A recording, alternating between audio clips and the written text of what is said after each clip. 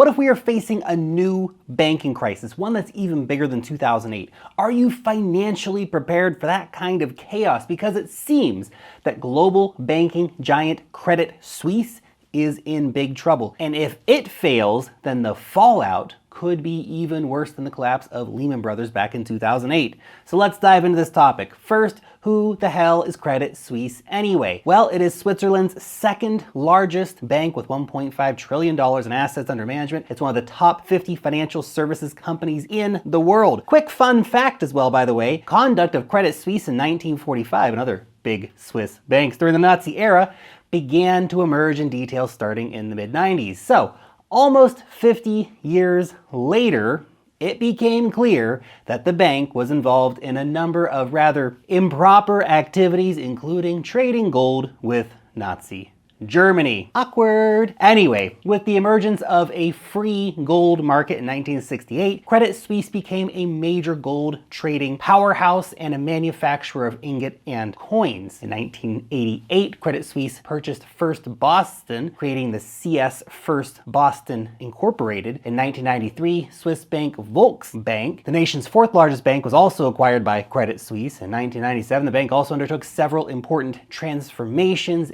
including the renaming of CS Holdings into Credit Suisse Group. Now, Credit Suisse has spent most of its time since the late 90s gobbling up and reorganizing other financial institutions to become a titan of global finance. But Credit Suisse is far from being just a bank. As this chart here shows, it's a global financial services monster. Its services include commercial banking, credit cards, lending, real estate credit, investment banking, trading of securities, portfolio management, pension funds, custody services.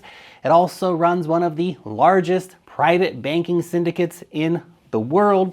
It manages billions for institutional investors. It basically has its fingers everywhere, including even the insurance industry. Oh, and just for fun, you will never guess who owns a huge stake in Credit Suisse shares. BlackRock, because of course it's BlackRock. Obviously they do. We also have others like Saudi Arabia, Qatar, French and Norwegian banks as well. So a collapse of Credit Suisse is going to hit a lot of big players in the pocketbook. Now let's dig into some of the scandals that have been plaguing Credit Suisse over the years, because that Nazi stuff, well, it's just the cherry on top of the cake. In May of this year, information leaked by a reporter who gained access to data from 30,000 different clients revealed that Credit Suisse held accounts for individuals involved in all kinds of malarkey, from torture to drug trafficking to money laundering to corruption and a whole host of other serious crimes. Classy Credit Suisse. But it gets worse. It has helped dictators like the Marcos family from the Philippines and the Nigerian dictator Sani Abacha hide unbelievable amounts of stolen money. Now, in the case of Sani Abacha, it was like $214 million. Credit Suisse bankers also helped the Yakuza, the Japanese mafia, launder an estimated 5 billion yen. Now, one of the largest scandals for Credit Suisse was actually back in 2014 when it was fined $2.6 billion and pled guilty to helping Americans evade taxes for decades. 2016, much like in 2014, Credit Suisse reached a 109 million euro settlement with Italian tax authorities over allegations that it helped clients to hide their funds and to dodge taxes through complex insurance policies, which were reportedly routed through its Liechtenstein and Bermuda subsidiaries. In 2019, the bank was caught in yet another scandal. This time it was corporate espionage. Why not just throw that on the rest of it too, huh? In this scandal, they apparently admitted to hiring private detectives to track outgoing executives. In 2021, Credit Suisse recorded a $5.5 billion loss due to its risky exposure to the US hedge fund Archegos Capital Management. It was later found out that Credit Suisse actually helped Archegos take on massive amounts of risk that led to its financial troubles anyway. In 2021, regulators fined Credit Suisse £350 million to settle the bank's role in a long-running thing in Mozambique called the Tuna Bonds, basically a loan bribery scandal that pushed the country of Mozambique into a financial crisis in 2016. Credit Suisse, man, well, that seems crazy. It's just a small little little just morsel from the scandal buffet that is Credit Suisse. I mention all of this so that you can understand who Credit Suisse is. It is a deeply criminal organization. It's one of the worst players when it comes to the big commercial banks. They've been wildly irresponsible. And now before we get into the financial fallout and the global contagion risks from potential Credit Suisse collapse, I wanted to let you know that tomorrow is the release of the monthly Crypto Alpha Report, which Wealth Mastery Investor Report members get sent to their inbox every single month.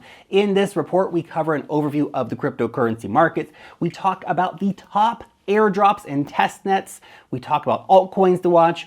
We go through the best DeFi farms, the most exciting NFT mints that are coming up so that you can take full advantage of the opportunities that are available in the cryptocurrency markets right now. You can actually get yourself a 7-day free trial to Wealth Mastery's premium membership and get that Crypto Alpha report by using the link in the description. Now let's talk about the financial fallout from a potential Credit Suisse collapse. So as you can see in this chart here, that after decades of scandals and mismanagement at Credit Suisse, it's really starting to catch up with this banking cartel. Share prices have been falling significantly, over 95% down from its all-time high, down 5% in the last year, and down 20% just last week. Many have started comparing the fall of Credit Suisse to Lehman Brothers in 2008. Also, asset under management has dropped considerably as obviously clients are continuing to leave the troubled Credit Suisse bank on fears of a potential insolvency. A few weeks ago, a memo was sent out by Credit Suisse CEO to convince its own employees that the bank was in okay shape. He said, "I know it's not easy to remain focused amid the many stories that you read in the media, in particular, given the many factually inaccurate statements being made. That said, I trust that you are not confusing our day-to-day stock price performance with the strong capital base and liquidity position of the bank." That's what he said, and it's lies. And there are also words which are eerily similar to those of Lehman Brothers CFO just days before their collapse. Now, by the way, Credit Suisse, it's also not alone in the downfall of,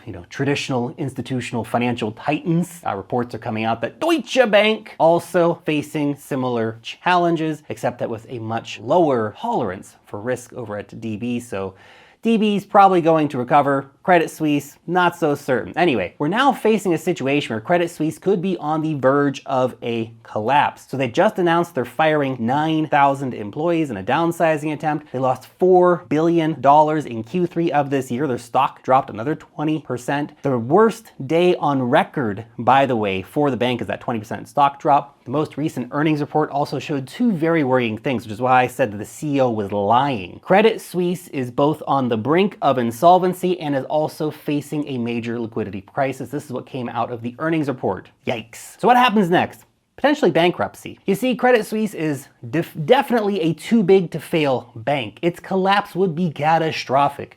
Credit Suisse is what we call a systemically important financial institution, which is why it's too big to fail. Perhaps Credit Suisse, though, might be too big to bail. Right now, rumors are circulating that Saudi Arabia's sovereign wealth fund might come into the rescue. They're also working, of course, on the restructuring, as I mentioned, with a really big capital raise being put forward. They are downsizing by firing employees. They're cutting their investment bank off into a separate entity. So in theory, maybe Credit Suisse gets it all together. Saudi money runs in to save it. Central bank money runs in to save it. But, if markets keep crashing, then Credit Suisse may get broken, right? Their obligations and things may just crumble it all together. But to be honest, maybe all that restructuring and downsizing is just a little too late for Credit Suisse. The reality is no one knows if Credit Suisse is going to make it definitively or not. But if they don't, then it could be very bad for the global financial system. A default at a bank like this would lead to a massive deleveraging event across global markets at a time when markets are already very, very weak. Basically, it would create a domino effect of financial shit just rolling around markets, getting everyone all stinky. To prevent this, central banks may need to turn the money printers back on even. Interesting times without a doubt. Okay, that's it for today. Subscribe now. See you next time.